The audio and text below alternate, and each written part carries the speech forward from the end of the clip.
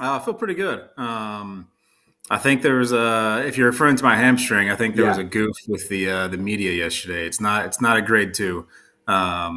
It's just a low grade. So hopefully we're going to be back.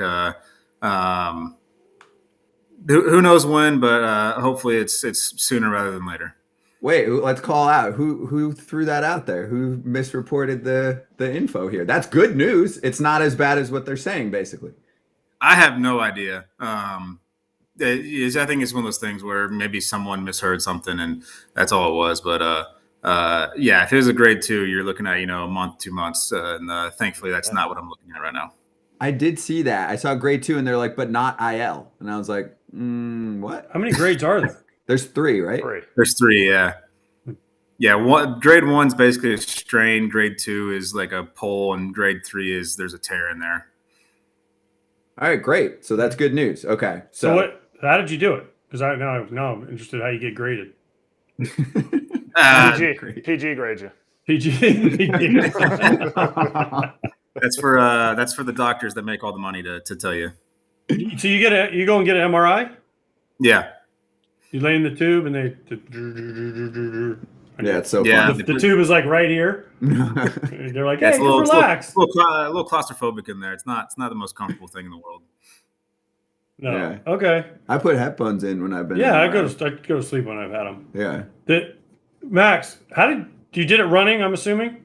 Yeah, it was my last at bat on our day game in Philly. Was running down the line. My last 3 steps kind of just felt a grab, and they just didn't get it. I thought maybe it'd be better the next day, and it just didn't get better. Okay, I'm going to give you some advice as a guy that was slow also. You don't have to run 100%, okay? Especially when you hit like a ground ball to second, because there's about a 99.9% chance you're going to be out anyways. You give it the false 3 steps, and then you see the guy catch it because you hit the ball so hard, and he's lobbing it over there. Okay, I'm going to just take it easy. It was nobody's Bryce Harper and can run 100% all the time, okay? Even he shuts it down. It was bases loaded, no outs. I was trying to stay out of double play, man. Oh, see, that's when you find out how fast somebody is, because they want that RBI, right? So you want to see how fast the dude is? First and third, 1 out, they hit a ground ball. You want to know? That's how you'll see how fast the dude is, because they're busting their ass to get that RBI. Also, I gotta call you out, man. I gotta call you out. Give me some credit. I'm above average sprint speed. So Are I you? was just gonna say, yeah. Okay. My bad. Look it up. Look at this. Yeah. Hey, AJ. We are looking it up. He was hating on my. No, guy, he wasn't. Gary No, I was Sanchez. giving him advice. I was trying to help him. I want him back on the field. No, I was triggered when I heard that. I want him to go deep. I know. Beating out a ground You ball. said to as a fellow slow dude. No. Okay. You can. That's fine. Make fun. This dude can hop I around. was slow as shit. He could play multiple positions in the infield. And he goes deep. Yeah. Sprint speed. Hold on. 51%. He's got a bag already this year. Does I he? need a second one as soon as you get back healthy, though. Just saying. Yeah, well, we might pump the brakes on that one. Maybe See, now he's back to being a slow guy. No more stolen bases. I'm above average sprint speed, but you get me in a stolen base situation, we'll say I'm slow. I like it. Oh wait, here we go. Sprint speed. How do you know what? I'll show you. Let Adam go. All right, sorry. Go ahead. Hey Max, Max, how you been, baby? I just want to ask, man, how's it been being like now you're every day back at third base, literally every day. Where you moves around second, first, third when JT was out. Now he's gone. Like now the everyday third baseman. How has that been? I mean, it's obviously better going forward for free agency and all that kind of stuff. But how's it been physically? It's nice. It's nice for me. It's being able to kind of settle into one spot instead of every day you show up, you didn't know where you're going to be at. You knew you're going to be in the lineup, but you didn't know what position you're going to be at. It's kind of nice to be able to just know I can focus on doing my stuff at one position every single day. It's it's kind of been yeah. I mean, it's just been nice. It's you have one spot going forward. I always ask this anytime somebody comes on that's hurt. Are you a jerk when you're hurt? Like, are you like a bad dad, bad husband? Are you a bad teammate? I hope not. I mean, You hope not. I mean, let's be honest. I mean, I'm in the dugout for the whole game. I know a lot of other people that get hurt don't even come to the field. So, I mean, I'm in. I'd say I'm a good teammate because I'm in the dugout the whole game. Yeah. Yeah. Well, that's good. That's good. How bored do you get though? You get bored. You get bored. Yeah, it's not fun, but you gotta do what you gotta do sometimes. Okay, Max. So I want to ask you about a story that I just heard from AJ because From me, yes. dude, he's already mad at me. Don't make him No, mad at me no, that's twice a at one good. time. This is fun.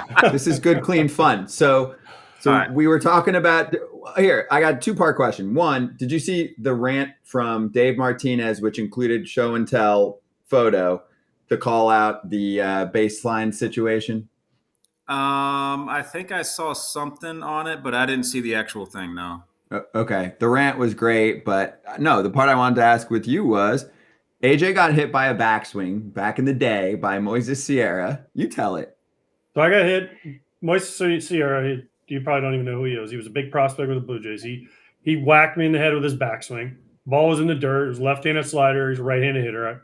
I go over, pick it up. Normally the umpire's like, all right, the ball's dead. He's out. He hit him with the umpire doesn't call it. So he's running inside. So I pick up the ball and I just go, whoop, hit him square in the back as hard as I could throw it. He was out.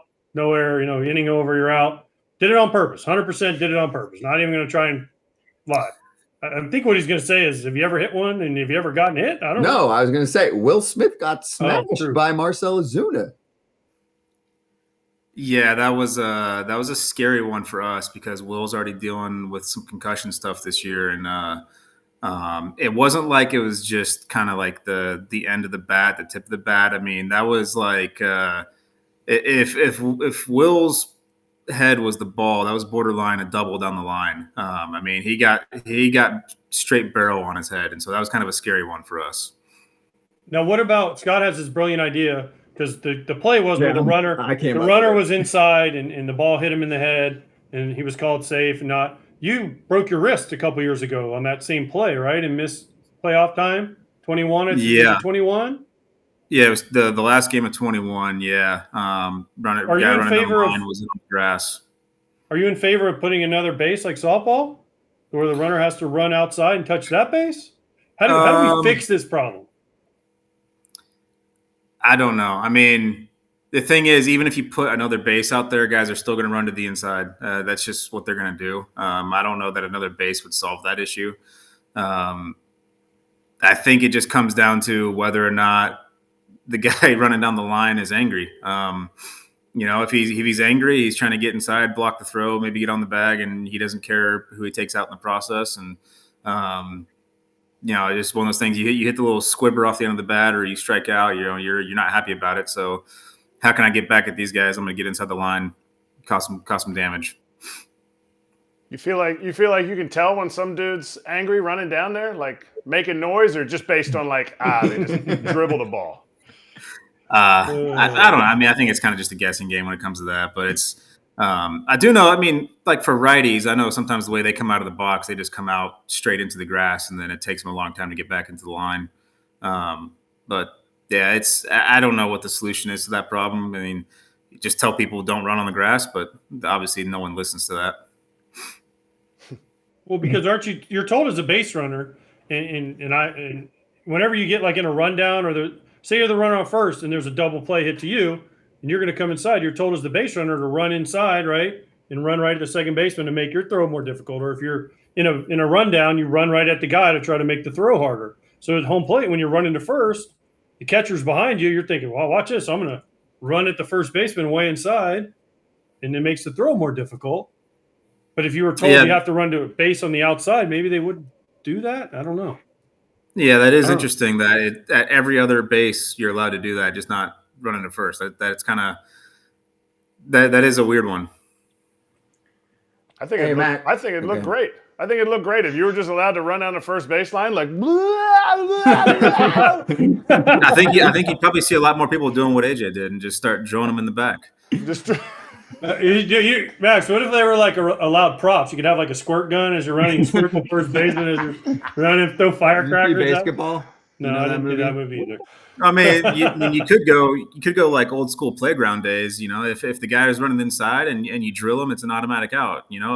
Peg. Yeah, pegs are in. Love that.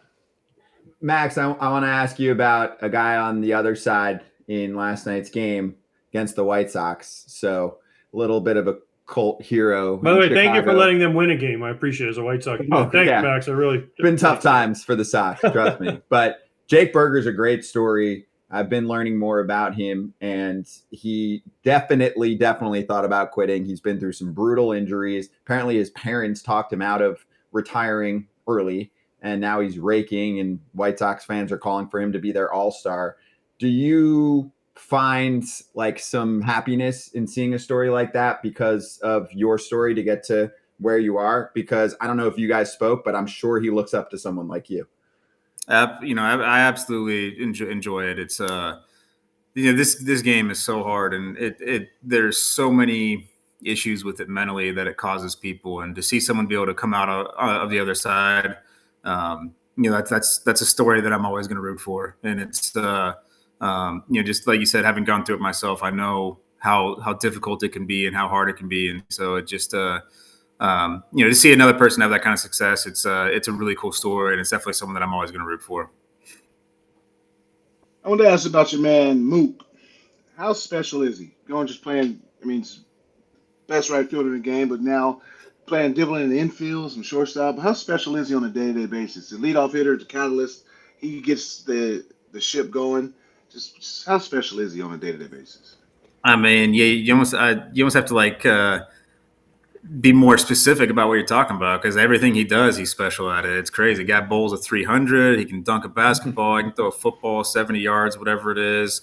I mean, you just throw something out there for the guy to do, and he's probably the best at it. So it's you got to be a little bit more specific sometimes when you talk about Mook. It's crazy. It's the guy is special, that's for sure. He's a great human. On top of that, everyone loves him. He's a good teammate. He's fun to be around. He just gets things going, and it's it's been when you've played against him, you kind of you see some things, but when you get to play with him every day, you realize just how special of a talent he is and how special of a human being he is. Would it be cooler to be Freddie Freeman for a week or Mookie Betts for a day? Oh man, I don't know. That's I think for me, I would go with the Freddie Freeman, because if you're Mookie for a day, that's a lot of stuff you got to cram into one day. That'd be an exhausting day. That's if you're Freddie Freeman for a week, then you at least have some time you can spread it out. But yeah, if you're Mook for a day, you got to go to the bowling alley in the morning. You got to you got to do a lot of stuff throughout the day. That'd be an exhausting day, but I mean, it would be equally as fun. There's no doubt about that. Has Freddie brought his dad around yet, Fred? Absolutely, yeah. Is he still teaching, like when Freddie goes like 0 for 2, his dad's like always showed up the next day and he's like, okay, we're going to do a hitting lesson with his dad. Clearly it works. 100% it works. It was weird. So every time we've all seen him, but he hasn't brought him down into the clubhouse or anything, no. But we'll be in the cage and Freddie will talk about, I talked to my dad. He said I need to start doing this, and then he'll just do the same drills and he just rakes. But yeah, Freddie's great. His routine in the cage is great. It's I mean, it's so simple, and it just works for him. He would struggle when I was with the Braves with him for 2 years. He'd be struggling every time. Right before he went to LA, he'd be like 0 for 15. He's like, don't worry, Dad's gonna be there when we get to LA. He said that? Oh, every time. Does he laugh about it? Yeah, and then we go to LA, his dad be there, and he'd and we're like, dang, dude, like, what is your dad telling you? So he just watches. He's watching me my whole life. He just knows exactly what to tell me. You should give lessons. He does to Freddie. I know, but other hitters should go up and be like, yo, I tried. Fred, what do you see? You tried? It's Canadian. He doesn't work. No. Yeah, the thing is, what he does doesn't really work for anyone else, because we have our hitters meetings. We talk about what the approach is going to be off the pitcher, and Freddie gives the exact same answer to every single day. Get a strike, hit it to left field. Hey, exactly. Yeah, and get your back elbow up as high as you can get it. Higher. Yeah. Then drop it and swing straight up, and somehow you hit balls. Everything. Really hard.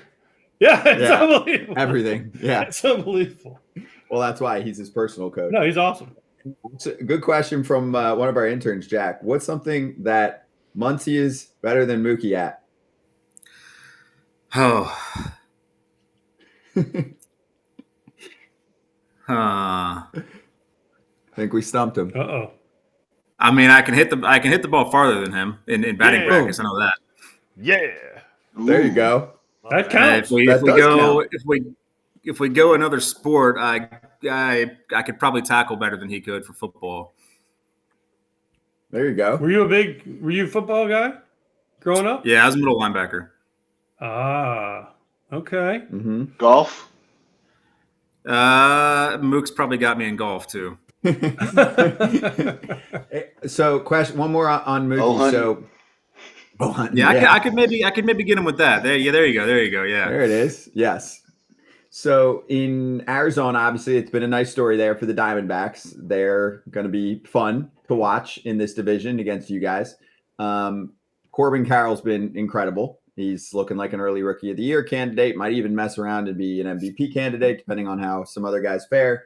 They're saying there are, and I heard this from Torey Lobello himself too, some Mookie Betts comps in his game because, like you said, there's not much that the dude doesn't do well.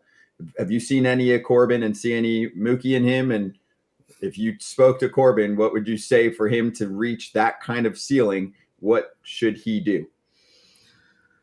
I mean, the answer I like to give anybody is just be yourself. You know, the second you try to be anyone else, then it's you start messing with things. And I think, he's already reached the level he's been at being himself, and that's obviously an extremely high level, and it's looking like it might be, a top level in the game. And so, the best advice I'd ever give anybody is just be yourself. If you're reaching that level being yourself already, then the only thing you need to do is keep improving on being yourself. He's been really fun to watch. It's incredible how fast he is, and the way he plays the game. It's I feel like every time we turn on the TV, it's some highlight that Corbin Carroll's doing, and it's it's fun to watch. It's they're going to be a tough team to beat down the stretch. We're going to see what we can get going, but yeah, he's a special talent. Is that what you did, Max? Because if people that don't know your story, you obviously struggled, and then with Oakland, DFA, get to the Dodgers, become an all-star, a great player that you are. Did you get away from being yourself? And then how did you get back to what you are now, if that's what happened?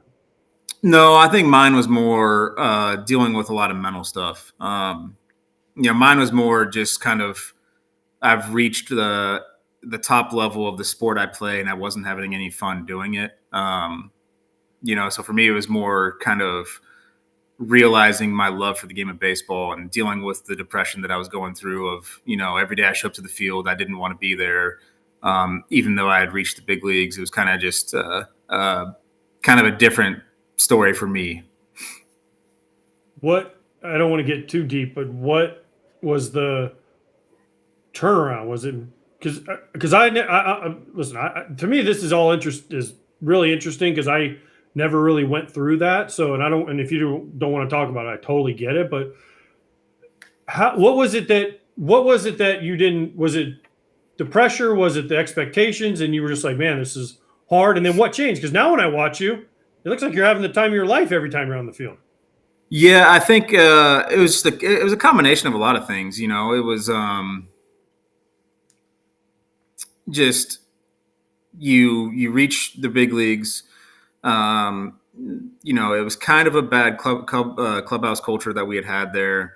There was a lot of guys I loved on that team, and then just the way I was handled by the organization. There's a lot of miscommunication between me and the front office, and then the front office and the coaches in the minor leagues. And there was a lot of things that had happened where it was kind of like, it just, you saw the business of it, and you saw how everything was ran, and it kind of just, it took it out of me. And then the turnaround for me was sitting on the couch at home, and you watch, all your friends get called out on the line on opening day, and realizing, hey, maybe I still want to, try to play. And you go to the local high school, and the kids are out there playing, and they're just, they don't really have any worries. They're just out there having fun, and just knowing that that's how it used to be for me. I used to love being out there on the field. It didn't matter whether I had a good game or a bad game. You're out on the field just having a good time. And so just trying to get back to that was kind of the turnaround for me, was just whether I had good games or bad games, to smile and be out there on the field and enjoy it. And that was when my turnaround happened, really. Was it John Fisher? I don't know. I don't know if he had anything to do with it, but yeah. he's the man of the week. I had to do it. Okay, you're not the only one that had tough times in Oakland, right? Like that story is wild. And what have you thought about it this past week? The reverse boycott was incredible, and it was covered so well on social media by fans. I'm sure. I mean, every baseball player could appreciate, because you guys love fans, right? You can appreciate what's going down there for them to show that it's a city that cares and these are real human beings that are getting their team taken away.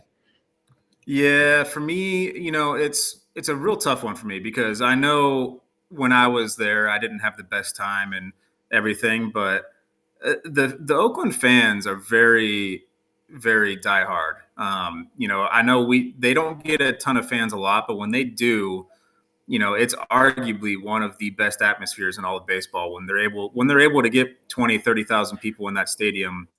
It is an absolutely wild atmosphere. There's really not anything else like it. And so just to see that the team get taken away from those fans is, it's a tough one. And it's just, yeah, it's hard to really go into it without bashing the organization too bad. And I don't like doing that. So it's, It's okay. but I mean, you just look at all the players that they've had over the last several years that they just let walk or not even pay. And, you could literally field an all-star team with the amount of players they had if they just would have kept them. If you're talking to a minor league guy right now that just got called up and made the big leagues and is like, man, this isn't exactly what I thought. Whether he's with Oakland, whether he's with any of the other teams that are struggling, what would you tell him? What would you tell him? Like, hey, I was feeling this. Like I was going to the field. Like, I don't even know if I want to be here. And this is like where I'm supposed to be. Yeah, you got to find a way.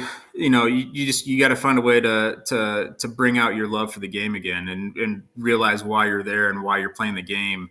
You're doing it because it's fun. You're doing it because it's what you've been doing your whole life, and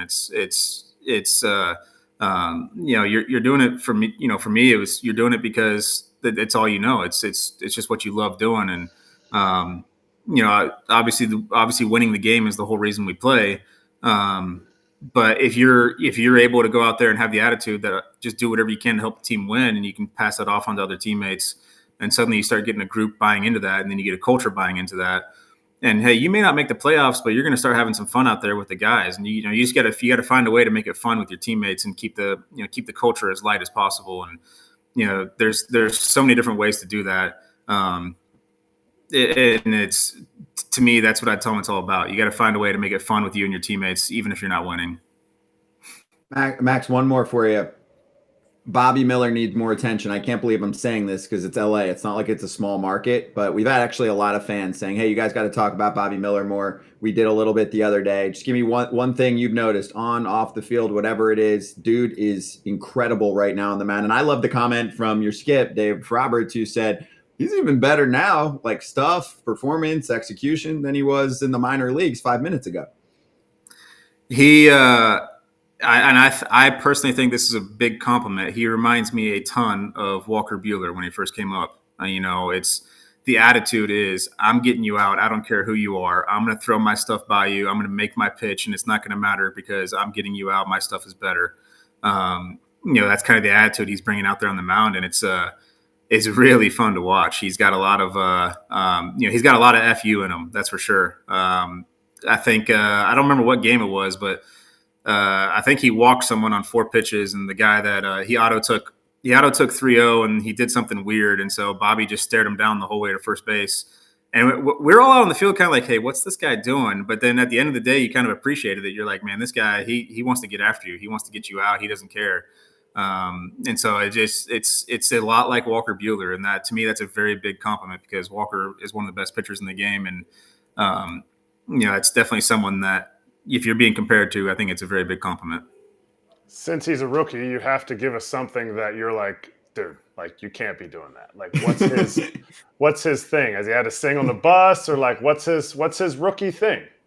Oh man, he's been holding it together pretty good. He's passed all of his tests on the bus so far. Did he sing? I think for me maybe his fashion's a little questionable, but I think if I remember correctly, he had like a bright red suit on when he got drafted. I think that's what he was wearing. Yeah, his fashion might be a little questionable, but that's him. That's his style, and he doesn't care. And that again goes into why we're liking him so far, because he doesn't care what anyone says. He's going to do what he feels. Okay, we're gonna look into that. I like it. Sure. We've already got the It social doesn't- media staff looking into the suit. The It draft doesn't suit. hurt when you can pitch the way Bobby Miller No, does too. he's So. ridiculous right He- now. it's Yeah, like when you're Chris sitting Sale came 100, out, we're like, we're not that's messing pretty with nice. Yeah, and that thing that thing moves. That's Mhm. so not flat at all with that heater. No. He's a Max, big man too. He's a big man. Yeah, he's been fun to watch. Pitches again on Saturday. I'll be locked in on it. Max, great to talk to you, man. Get back on the field soon. We'll go crush the media and tell them leave Max alone, and you don't know your grade 1s, 2s, and 3s. And we'll see you on the field in a few days. All right. All right, sounds great to me.